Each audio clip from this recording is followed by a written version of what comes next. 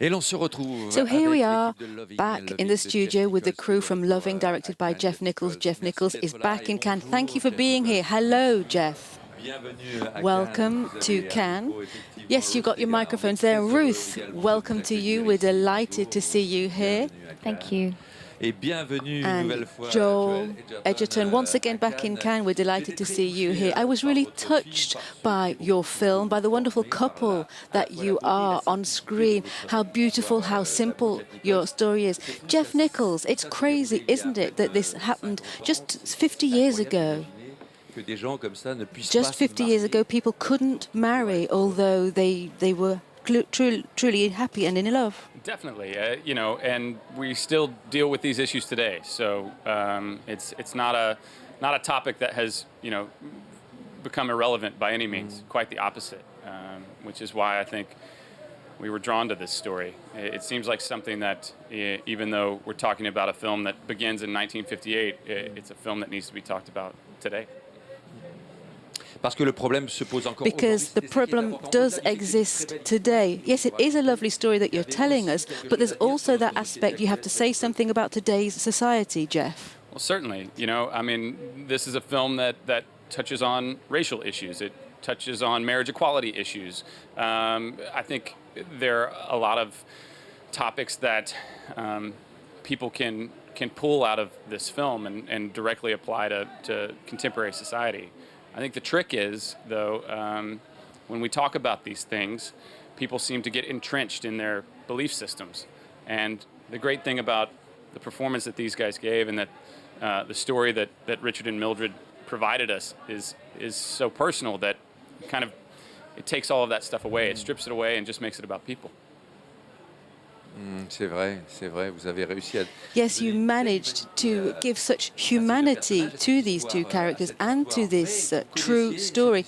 Were you aware of the story, Ruth, before you started filming? Did you know about the loving couple? I'd seen Nancy's documentary, and so that was my introduction, which is an amazing documentary, and it just provided us with a lot of footage of the couple, which was incredibly helpful.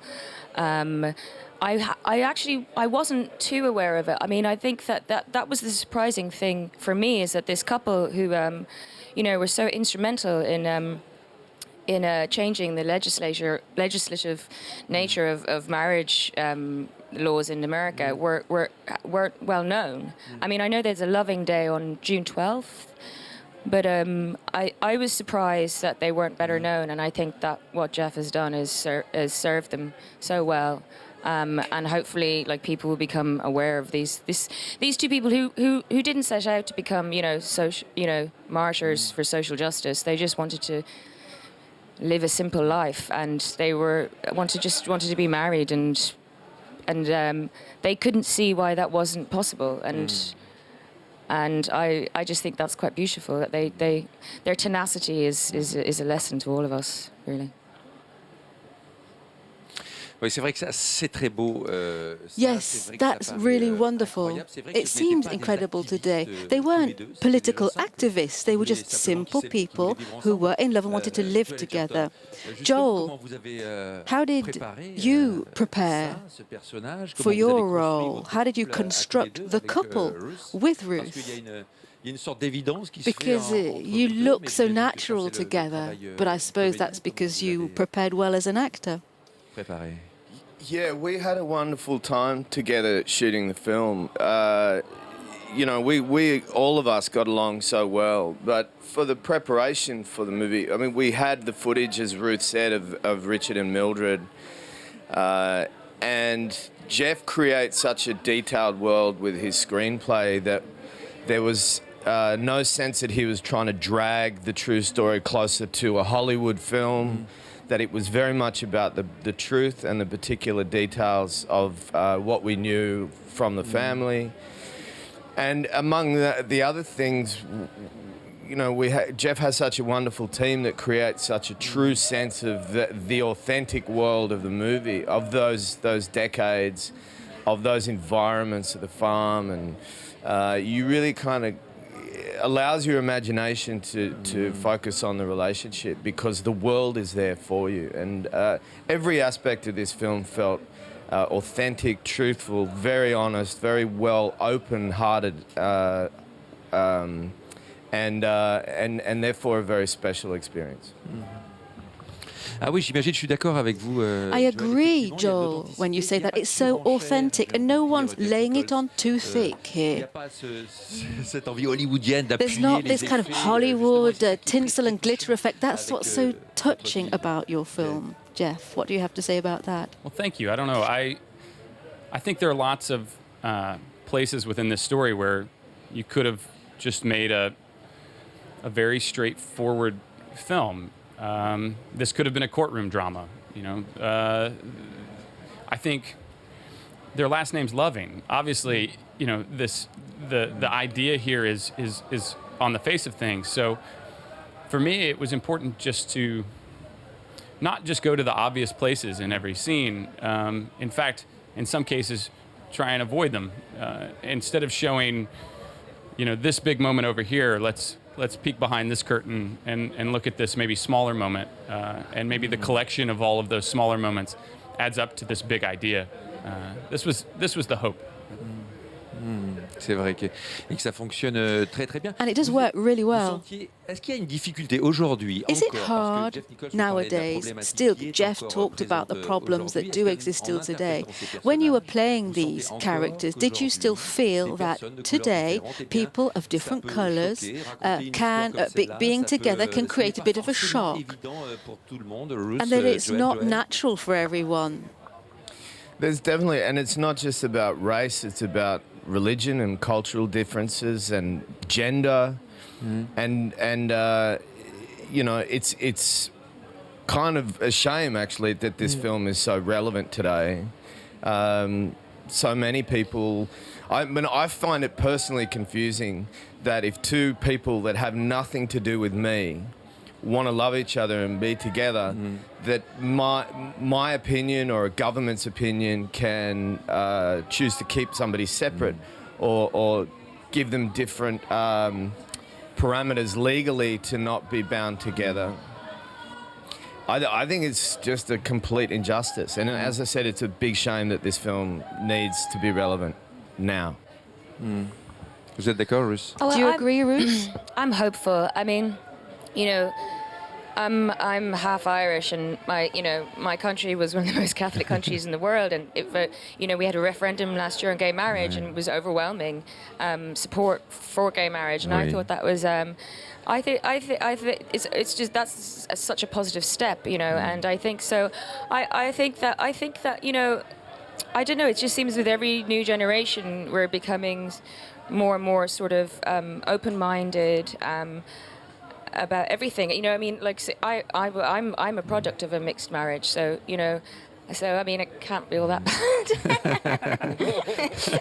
No, I mean, I am hopeful, like, you know, and that's the thing that Mildred was. Mildred, you know, she was interviewed at one point. She's hopeful, and that's what I think is so special about her, because she did think that it was possible, and I think that spirit is so inspiring that, you know, even though it might seem that it was insurmountable, that she did think that she looked for the best in humanity, and you know, I think that kind of energy, I think it's just so inspiring to me.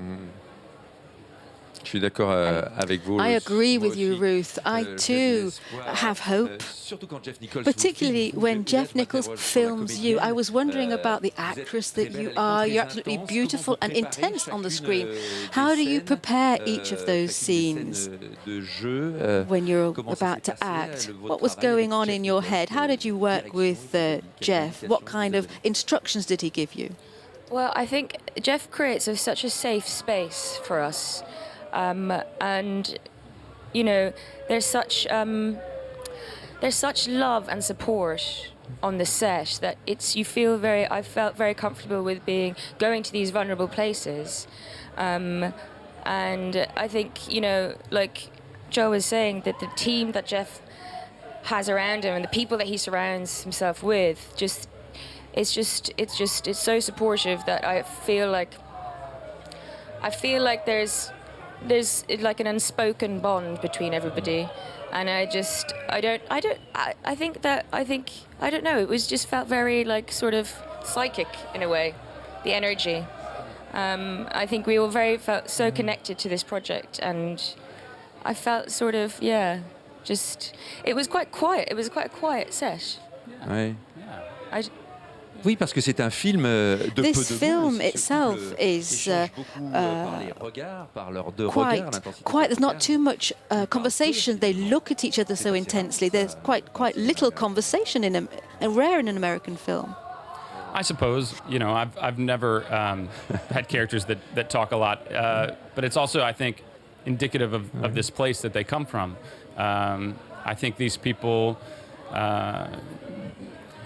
believed very deeply in what they were doing. I think they feel very intense emotions. They just don't particularly enunciate them very well, or wear them on their sleeves. Mildred, certainly, of the two, is the one that I think can enunciate her place in the world and her feelings. Richard definitely is not that person. But I think it helps to highlight the simplicity and the beauty of it. You don't need them to talk a lot about how they feel, you just understand it. And a big part of that is through this performance. Richard, j'allais dire, Jeff. Joel, I mean. Vous qui êtes réalisateur aussi. You also direct films. So how did you observe Jeff in his work directing you? Ruth was saying that he made everyone feel comfortable and there was a very gentle atmosphere. What kind of view did you have on Jeff's work? Well, I'd had the pleasure of working with Jeff before on Midnight Special. Oui.